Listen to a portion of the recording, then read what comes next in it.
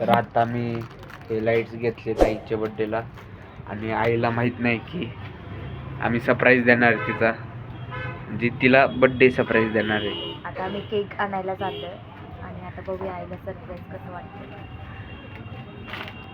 आता red balloon single नाही घेतले. भेटत.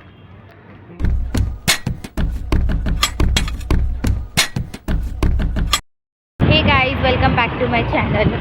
तर आज आहे 31 आणि उद्या आहे आईचा बर्थडे. तर आज आम्ही आईच्या बर्थडेला सरप्राईज प्लॅन केलेला आहे की आम्ही म्हणजे टेरेसवर किंवा कुठेतरी आम्ही आईचा बर्थडे सेलिब्रेट करणार आहे.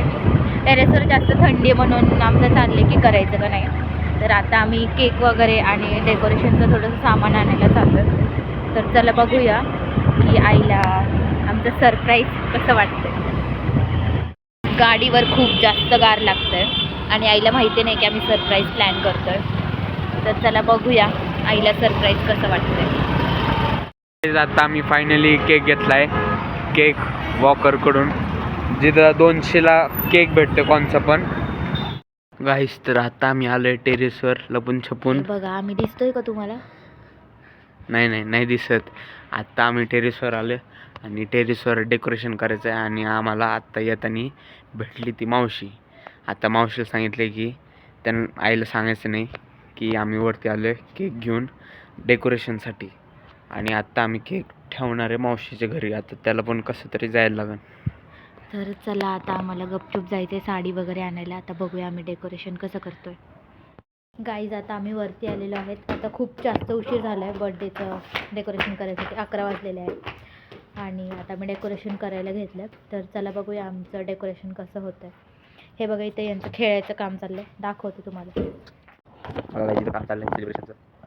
जे आत्ता आलं आहे आता लगेच आम्ही वरती घेऊन आलो आणि तो येत नव्हता. तिथे झोपला झोपीत होता.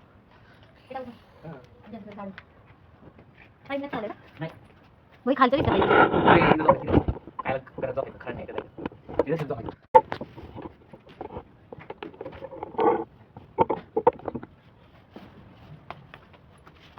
मदत करा मला.